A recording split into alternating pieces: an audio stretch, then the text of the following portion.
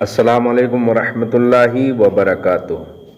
انشاءاللہ تبارک تعالی اس کلپ کے اندر ہم یہ جانیں گے کہ قربانی کس پر واجب ہے، قربانی کا وقت کیا ہے، قربانی میں شرکت کے مسائل کیا ہیں، گوشت اور کھال کے کیا مسائل ہیں، کن جانوروں کی قربانی ہو سکتی ہے اور قربانی کا جانور کیسا ہونا چاہیے۔ یہ انشاءاللہ رب العزت 2-4 منٹ کے اندر میں آپ کے سامنے جو ضروری اور اہم بات ہے اس کے اندر وہ میں بتا دوں۔ آپ بہت ہی غور سے سنیں، توجہ سے سنیں۔ پہلی چیز تو یہ ہے کہ قربانی کس پر واجب ہے۔ جس طرح قربانی مرد پر واجب ہے اسی طرح عورت پر بھی واجب ہے۔ مسافر پر قربانی واجب نہیں، لیکن اگر نفل کے طور پر مسافر قربانی کرتا ہے تو ثواب پائے گا۔ مالی کے نصاب ہونے سے مراد اتنا مال ہونا جتنا مال ہونے سے صدقہ فطر واجب ہوتا ہے، یعنی حاجت اصلیہ کے علاوہ 200 درہم 52.5 تولہ چاندی یا 7.5 تولہ سونا اس کا مالک ہونا، یہ حاجت اصلیہ کے علاوہ ہونا چاہیے۔ جو شخص 200 درہم یا 20 دینار کا مالک ہو یا حاجت اصلیہ کے سوا کسی ایسی چیز کا مالک ہو جس کی قیمت 200 درہم ہو تو وہ غنی ہے، مالدار ہے، اس پر قربانی واجب ہے۔ قربانی کا وقت کب ہے؟ قربانی 10ویں ذوالحجہ کی صبح صادق سے 12ویں کے غروب آفتاب تک ہے، یعنی 3 دن اور 2 راتیں، لیکن 10ویں سب سے افضل ہے، پھر 11، پھر 12۔ شہر میں قربانی کی جائے تو شرط یہ ہے کہ نماز عید کے بعد ہو، اور دیہات میں، گاؤں میں چونکہ نماز عید نہیں اس لیے صبح صادق سے قربانی ہو سکتی ہے۔ قربانی کے وقت میں قربانی ہی کرنا لازم ہے، اتنی قیمت یا اتنی قیمت کا جانور صدقہ کرنے سے واجب ادا نہیں ہوگا۔ فتاوی عالمگیری وغیرہ۔ قربانی کے دن گزر جانے کے بعد قربانی فوت ہو گئی، اب نہیں ہو سکتی، لہٰذا اگر کوئی جانور قربانی کے لیے خرید رکھا ہے تو اس کو صدقہ کرے، ورنہ ایک بکری کی قیمت صدقہ کرے۔ رد المختار اور فتاوی عالمگیری کے اندر یہ بات مل جائے گی۔ قربانی میں شرکت کے اہم مسائل کیا ہیں؟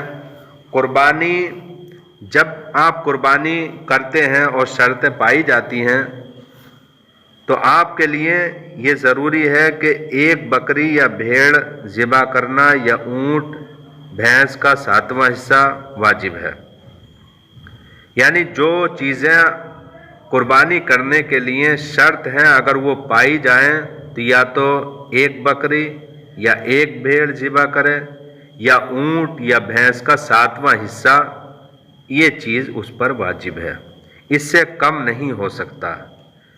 یہاں تک کہ اگر کسی شریک کا حصہ 7ویں سے کم ہے تو کسی کی قربانی صحیح نہیں ہوگی۔ ہاں 7 سے کم شریک ہوں اور حصے بھی کم و بیش ہوں لیکن کسی کا حصہ 7ویں سے کم نہ ہو تو جائز ہے۔ قربانی کے سب شریکوں کی نیت تقرب یعنی ثواب پانا یہ ہونا چاہیے، خالی گوشت حاصل کرنا یہ نہیں ہونا چاہیے۔ لہٰذا عقیقہ کرنے والا شریک ہو سکتا ہے۔ عقیقہ بھی تقرب کی ایک صورت ہوتی ہے، ثواب کی ایک نیت ہوتی ہے۔ قربانی کرنے کے بعد جب انسان گوشت اور کھال ان چیزوں کے بارے میں بہت سی غلطیاں کر جاتے ہیں، تو گوشت اور کھال اس کے اندر آپ کو کیا احتیاط کرنی ہے وہ آپ بہت ہی توجہ سے سنیں۔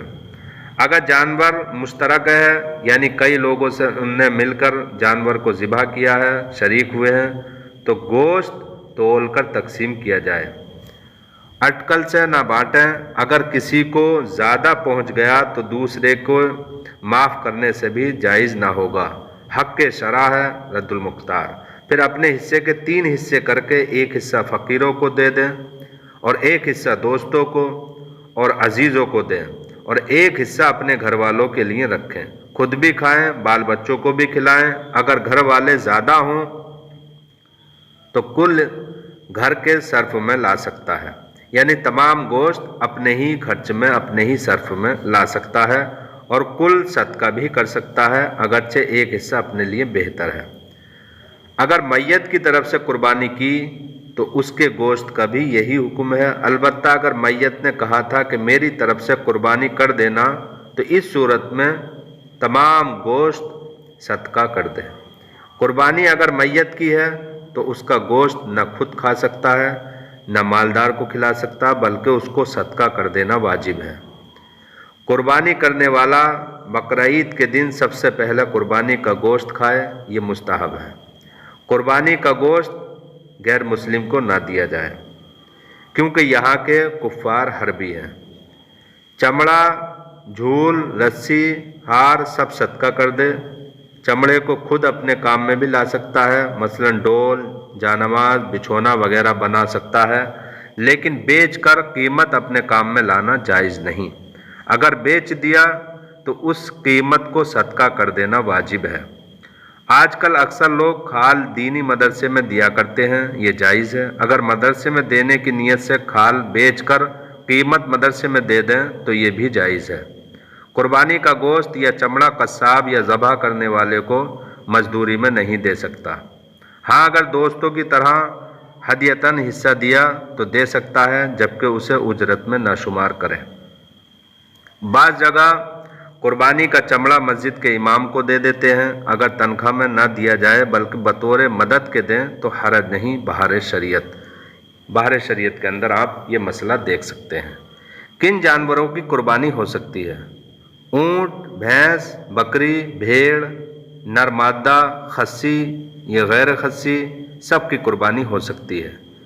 وحشی جانور جیسے ہرن، نیل گائے، بارہ سنگا وغیرہ قربانی نہیں ہو سکتی ان کی۔ دمبا بھیڑ ہی میں داخل ہے۔ قربانی کا جانور کیسا ہونا چاہیے؟ مونڈا جس کا پیدائشی سینگ نہ ہو جائز ہے، البتہ اگر سینگ تھے اور ٹوٹ گئے اور مینگ یعنی گودا تک ٹوٹ گئے تو جائز نہیں، اس سے کم ٹوٹا ہے تو جائز ہے۔ فتاوی عالمگیری میں اندھا، لنگڑا، کانا، بے حد دبلا، کان کٹا، دم کٹا، بے دانت کا، تھن کٹا، تھن سوکھا، اس کے علاوہ ناک کٹا، پیدائشی بے کان یا خنثی جس کی دونوں نشانیاں یعنی نر اور مادہ دونوں کی نشانیاں پائی جاتی ہوں، جلالہ جو صرف ناپاکی کھاتا ہو، بیمار اتنا زیادہ ہے کہ چل نہیں سکتا ہے، ان سب کی قربانی مکروہ ہے۔